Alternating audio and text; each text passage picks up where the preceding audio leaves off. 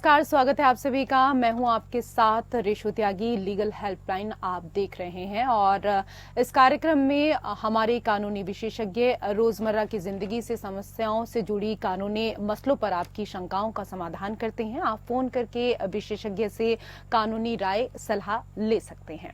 आज हम contract labour के बारे में आपको जानकारी देंगे और कॉन्ट्रैक्ट लेबर एक्ट से जुड़े नियम कानून के बारे में भी बताएंगे। आज कारोबार करने वालों के सामने तमाम तरह की कानूनी समस्याएं उभरती हैं। साथ में उद्योग में काम करने वाले कामगारों को भी कानूनी समस्याओं से दो चार होना पड़ता है। देश में कई तरह के श्रम और औद्योगिक कानून हैं, कुछ नए कानून लाए भी गए हैं। आज लगभग पूरे देश में ठेका वर्कर या कॉन्ट्रैक्ट लेबर धड़ल्ले से रखे जा रहे हैं। हर कोई इस नाम से वाकिफ है। आज हम कॉन्ट्रैक्ट लेबर एक्ट के बारे में चर्चा करेंगे। अगर कॉन्ट्रैक्ट वर्कर है और उसको कोई सुविधा मिलती है तो क्या क्या सुविधा मिलती है, इसके अलावा उनके क्या कुछ हक होते हैं। अधिनियम मुख्य नियोजक और ठेकेदार की भी कई तरह की जिम्मेदारियां होती हैं। कॉन्ट्रैक्ट वर्कर को कई तरह की सुविधाएं सुनिश्चित करनी होती हैं। तो ये थी कुछ बुनियादी जानकारी कॉन्ट्रैक्ट लेबर पर। हमारे आज के कानूनी विशेषज्ञ अधिवक्ता उदित गुप्ता जी आपको जानकारी देंगे। सर, बहुत बहुत स्वागत है आपका। सर, सबसे पहला सवाल तो आपसे यहाँ पर यही है कि कॉन्ट्रैक्ट लेबर की जो कानूनी परिभाषा होती है वो क्या कुछ होती है, इसको हम आपसे विस्तार से थोड़ा आपसे समझना चाहेंगे। देखिए जी, कॉन्ट्रैक्ट लेबर में ही इसका जवाब छुपा है। लेबर जो कॉन्ट्रैक्टर के थ्रू होती है उसको कॉन्ट्रैक्ट लेबर बोलते हैं, पहली बात। लेकिन ये जो कानून है contract labour regulation and abolition act 1970, जिसके विषय में हम आपसे बात करेंगे, आपके दर्शकों को समझाएंगे, इसमें हर कॉन्ट्रैक्ट लेबर जो काम करती है वो एप्लीकेबल नहीं है। यानी कुछ कॉन्ट्रैक्ट लेबर इसमें कंडीशंस दी हुई हैं इस एक्ट को एप्लीकेबल करने की। पहली बात आपके दर्शकों को समझनी पड़ेगी कि इस कानून के तहत जो डेफिनेशन दी हुई है कॉन्ट्रैक्ट लेबर की, वो कॉन्ट्रैक्ट लेबर ये है कि कोई लेबर जिसको हायर किया जाए एक काम करने के लिए या उस कनेक्शन में कुछ काम करने के लिए किसी कॉन्ट्रैक्टर के थ्रू, प्रिंसिपल एम्प्लॉयर यानी जहां वो काम कर रहे हैं उसके जाने बिना या जानकारी से, उसको कॉन्ट्रैक्ट लेबर कहते हैं। लेकिन एक कॉन्ट्रैक्ट लेबर की, जैसे मैंने आपके दर्शकों को भी बताया इसका क्या मतलब है, लेकिन हर कॉन्ट्रैक्ट लेबर जैसे वर्कमैन जो है जिसको कॉन्ट्रैक्ट लेबर में इंक्लूड करते हैं, वो इस डेफिनेशन में 3-4 चीजें हैं जिसको इंक्लूड करने के लिए ये एप्लीकेबल होगा जी। पहला, वो वर्कमैन होना चाहिए। दूसरा, इस्टेब्लिशमेंट होना चाहिए। और तीसरा, वो किसी कॉन्ट्रैक्टर के थ्रू होना चाहिए। कॉन्ट्रैक्टर को जैसी भाषा में आपके दर्शक समझेंगे कि एक ठेकेदार की तरह से हम कहते हैं कॉन्ट्रैक्टर, उसको कॉन्ट्रैक्टर कहते हैं।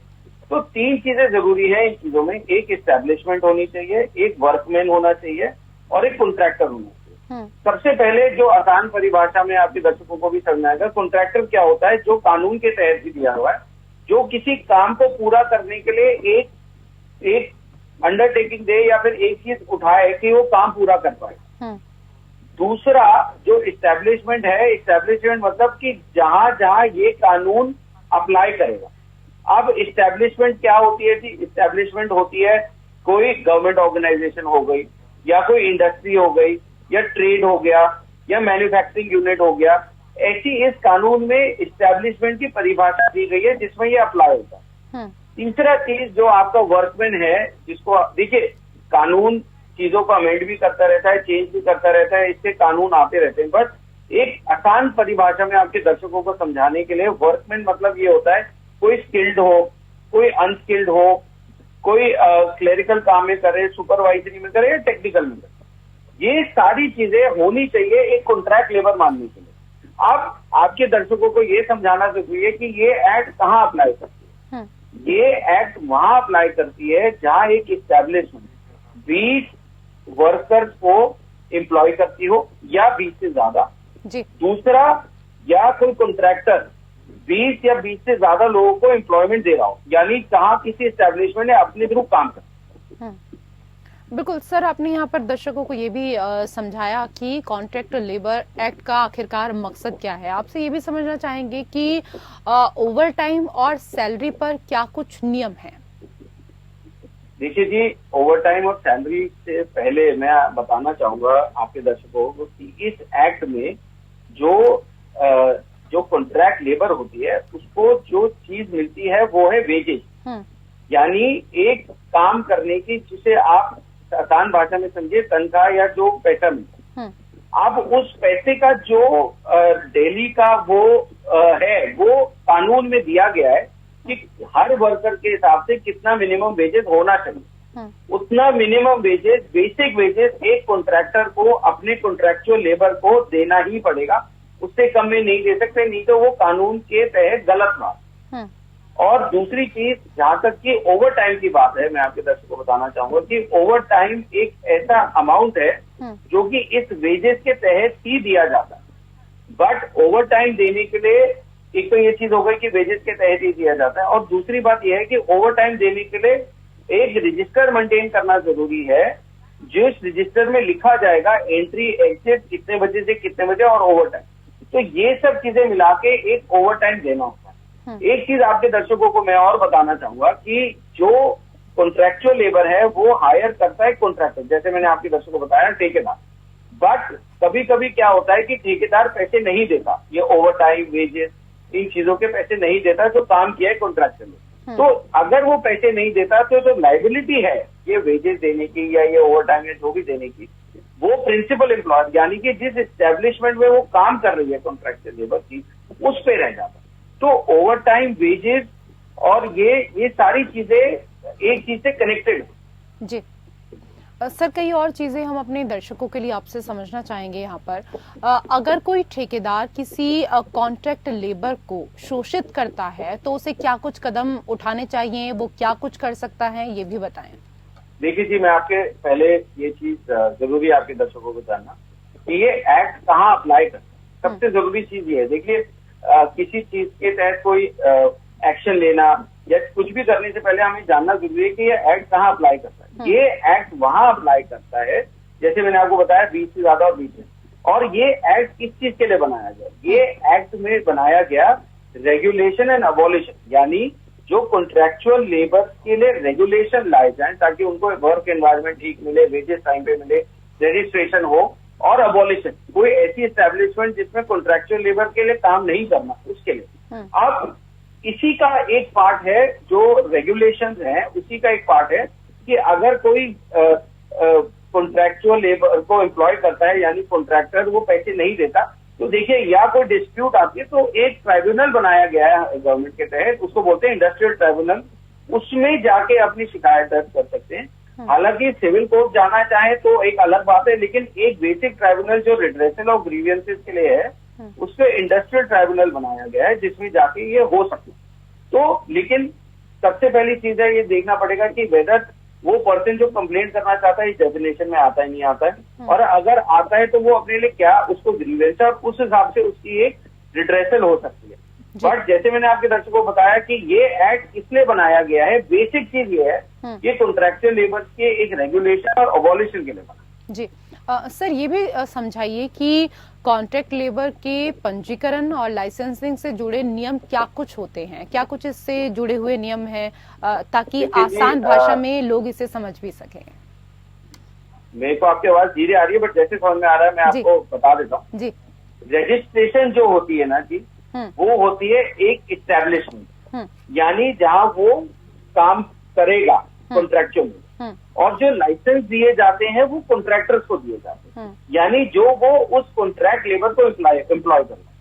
बेसिकली आप ये समझ लीजिए एक आसान भाषा में कि जो कॉन्ट्रैक्चुअल लेबर यानी कि जो लेबर है वो जिस कंपनी में जाके या जहां भी काम करती है वो उसको एस्टेब्लिशमेंट कहलाया जाता है, और जिसके थ्रू वो होती है उसको ठेकेदार कहलाया जाता है। अब जो रजिस्ट्रेशन होती है वो होती है एस्टेब्लिशमेंट जी, यानी जहां वो काम करेगा, और जो लाइसेंसेस दिए जाते हैं वो दिए जाते हैं कॉन्ट्रैक्टर को कि वो कॉन्ट्रैक्टर रजिस्टर होगा, उसको लाइसेंस मिलेगा और उसके बाद वो उसको उनको एम्प्लॉय करता है।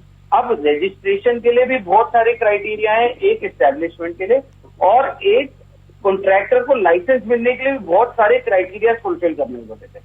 और जो इंस्पेक्टर है, जो वेरिफिकेशन करते हैं, उनके पास भी बहुत पावर्स होती हैं इस रजिस्ट्रेशन को मद्देनजर रखते हुए और इस लाइसेंस को मद्देनजर रखते हुए। तो बहुत सारे सर्कमस्टेंसेस में ऐसा भी हो सकता है कि रजिस्ट्रेशन ना मिले, ऐसा भी हो सकता है और रजिस्ट्रेशन रिवोक हो जाए। सिमिलर लाइसेंस के साथ है, लाइसेंस के साथ भी हो सकता है कि वो मिले ना मिले और रिवोक हो जाए। अब दूसरी चीज है, लाइसेंस जो है वो हर साल रिन्यू कराना जरूरी होता है उस कॉन्ट्रैक्ट, ताकि पता रहे कि वो क्या काम हो रहे, और इंस्पेक्शन कभी भी हो सकती है।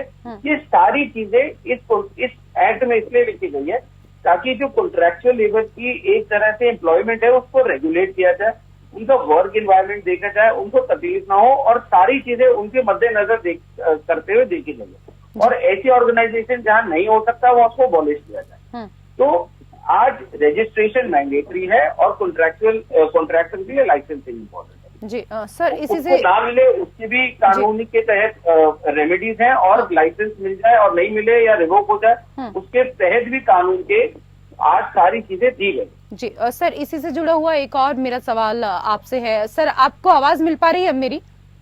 हाँ जी, हाँ जी सर, सवाल ये है कि यदि कंपनी रजिस्टर्ड नहीं है या यदि ठेकेदार का लाइसेंस नहीं है तो ठेका वर्कर को प्रत्यक्ष कार्यकर्ता माना जाएगा क्या?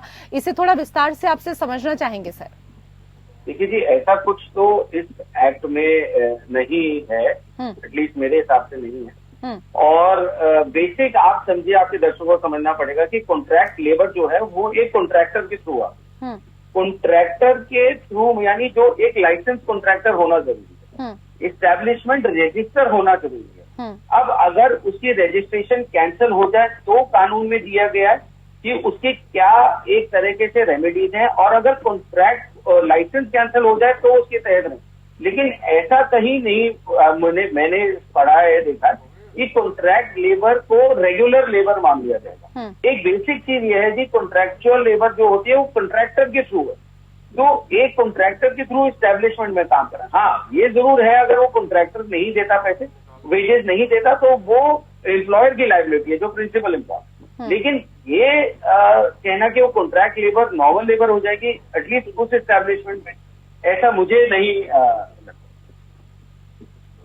जी सर, कई और चीजें हैं जो हम समझना चाहेंगे आपसे। सामाजिक सुरक्षा को लेकर क्या मौजूदा कानून है और कामगारों के हित में कंपनियों को क्या कुछ करना बेहद आवश्यक होता है? देखिए, ये एक बहुत वास्ट जवाब है, लेकिन एक बेसिक आपके दर्शकों को समझने के लिए ये है कि जहां ये जैसे एक्ट मैंने बताया, अगर वो एप्लीकेबल है और वो कॉन्ट्रैक्चुअल लेबर की डेफिनेशन में सब चीजें आता है, तो बेसिक एक चीज सोशल सिक्योरिटी के लिए जो दी गई है वो एक तो सबसे बड़ी चीज है जो प्रोविडेंट फंड देना पड़ता है। प्रोविडेंट फंड जो जहां वो जैसे यहाँ इसमें कॉन्ट्रैक्टर है जिसको वेजेस देनी है, या प्रिंसिपल एम्प्लॉयर है, अगर वो नहीं देता तो उसको पैसा जमा कराना पड़ता है। फिर सैलरी का पोर्शन उसमें पीएफ में जमा होता है, जो रिटायरमेंट पे जो भी जितनी भी रिटायरमेंट एज अलग अलग के हिसाब से अलग दी गई वो पूरा पैसा मिलता है। या एक इंश्योरेंस का पैसा है, एम्प्लॉय स्टेट इंश्योरेंस बोलते हैं कॉर्पोरेशन, उसमें जमा कराना पड़ता है। उसमें दोनों की यानी कि जो काम कर रहा है वो और जो काम करा रहा है वो, उसके परसेंटेज ऑफ अमाउंट भी तय किए गए। तो वो सब चीजें करते हैं, ग्रेच्युटी है, बोनस है, वो बहुत सारी चीजें हैं जी। ये बहुत वास्ट चीज है, बट बेसिक चीज मैंने आपको बताया, जैसे प्रोविडेंट फंड जमा कराना पड़ता है, इंश्योरेंस करानी पड़ती है, कुछ केसेस में ग्रेच्युटी है, कुछ केसेस में बोनस है, ये सब चीजें। तो सोशल सिक्योरिटी एक बहुत सारी एक्ट एप्लीकेबल होती है इसमें, बट बेसिक चीज आपके दर्शकों को समझने के लिए, और हर फैक्ट पे एक चीज अलग होती है क्योंकि वो सब चीजें देखनी पड़ती है कि इसमें अप्लाई होगा नहीं होगा। बट एक बेसिक चीज मैंने आपके दर्शकों को समझने के लिए बता दी कि क्या क्या चीज इसमें एप्लीकेबल हो सकती है और क्या क्या चीज है।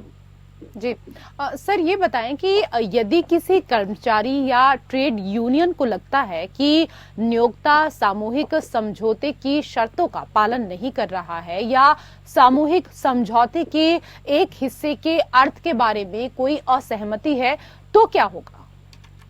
देखिए जी, एक तो आपको मैं बताता हूँ कि ये जो एक सहमति से अगर सहमति से एक चीज का मतलब रिजल्ट आ गया, जैसे कोई डिस्प्यूट हो गई, तो वो चीज की फिर एक लीगल रेमेडी अलग है। और अगर उस चीज का कोई रिजल्ट नहीं आया, जैसे ट्रेड यूनियन के थ्रू हुआ है या वर्कर का थ्रू है या जो भी है, जो भी डिस्प्यूट है, अगर नहीं होता रिजॉल्व, तो उसकी एक अलग वो एक तरीका है, उसको ग्रीवियंस रिड्रेसल अलग है। यानी एक इसमें सिचुएशन में मान लेते हैं कि एक सेटलमेंट हो गई आपस में और नहीं मान रहे सेटलमेंट, तो उसमें फिर कोर्ट जाके उस सेटलमेंट जो हुआ है उसका, अगर जैसे कोई कंपनी नहीं मान रही, कोई एस्टैब्लिशमेंट नहीं मांग रही, तो उसका वहां कोर्ट में जाके उसके सेटलमेंट को आप एग्जीक्यूट करा सकते हैं।